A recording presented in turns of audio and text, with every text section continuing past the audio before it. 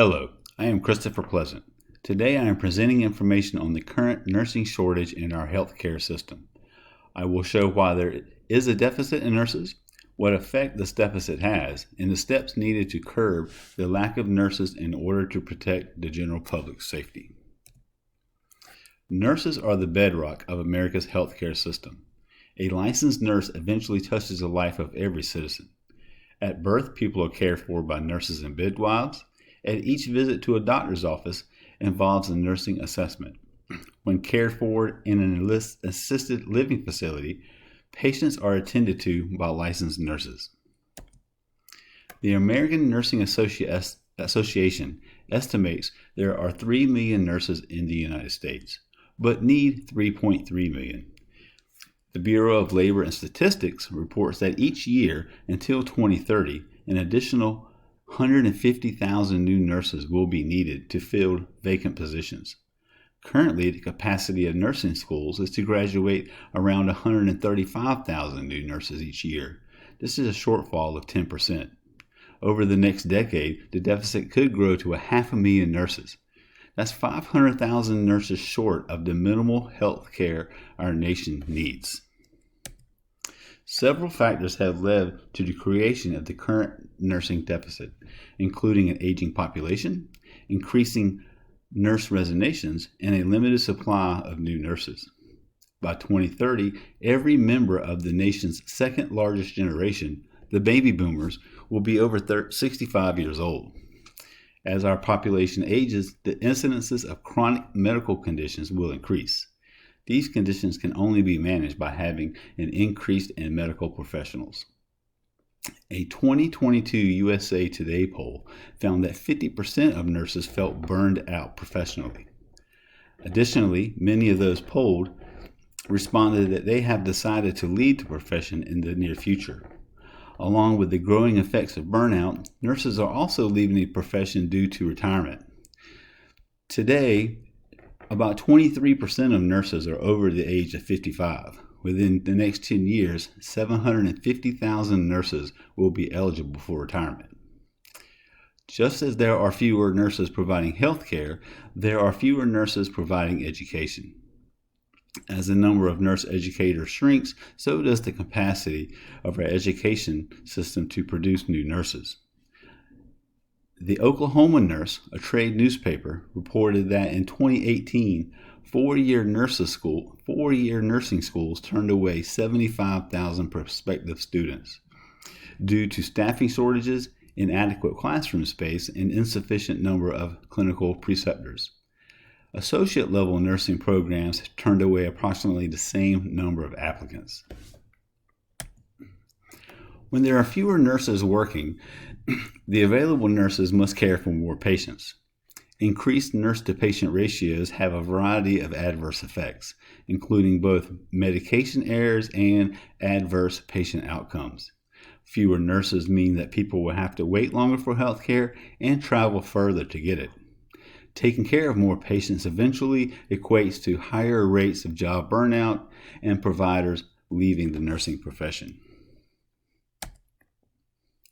Since the beginning of the nursing shortage, the focus has been on retaining staff while trying to attract new nurses to their institutions.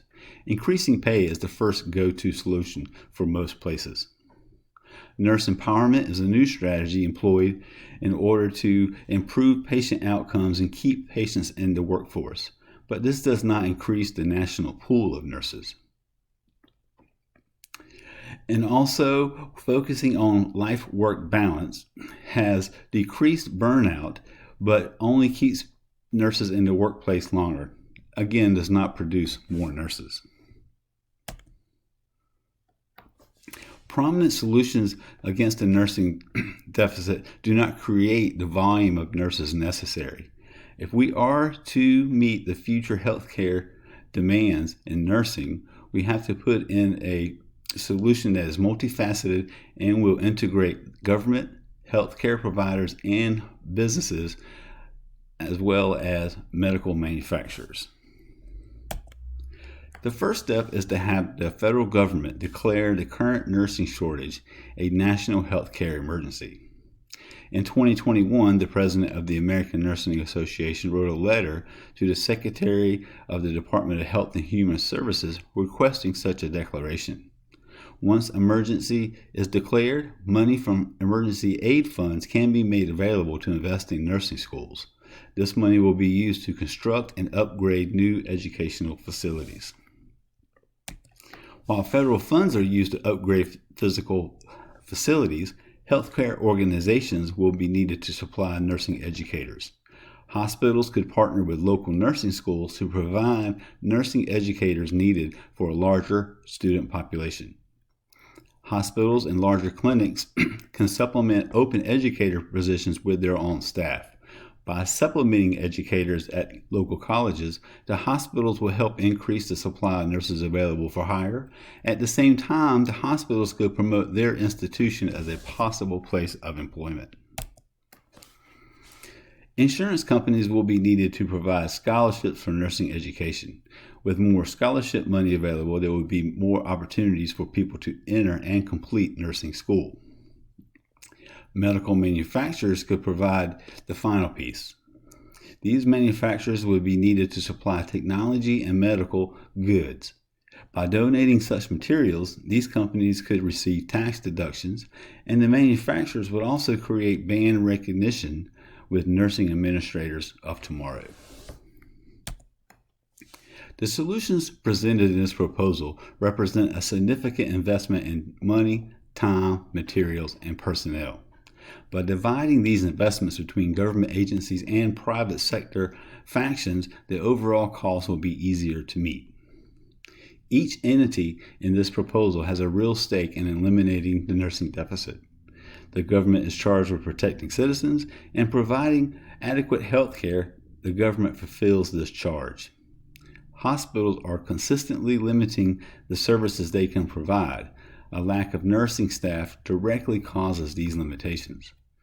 Insurance companies face expanding claim volume, which would be reduced with preventative care that nurses provide.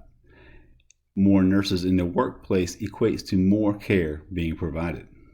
Such care is often dependent on medical supplies. Medical manufacturers need nurses to produce a demand for their medical materials, and the demand that propagates the manufacturer's business model. Investments from any of these entities mentioned above will help promote brand loyalty from their patrons. Investments made to expand the educational opportunities in nursing are the only practical solution to the nursing shortage. All other answers are stopgap measures that keep the present nursing practicing for a few more years. Eventually, all nurses leave the profession. If the rate of attrition outpaces the rate in which nurses are produced, the nurse deficit continues. The number of people getting older and needing more nursing care is a factor that cannot be slowed down. It can only be mitigated by increasing the number of nurses available to provide care. The nursing shortage is an authentic crisis that will touch all lives. To ensure that both the quality and quantity of life are elevated for everyone, the nursing crisis must be addressed through the expansion of nurse education. Thank you for allowing me to present this information to you. This is my reference page if you need to find any further information on the current nursing shortage. Thank you.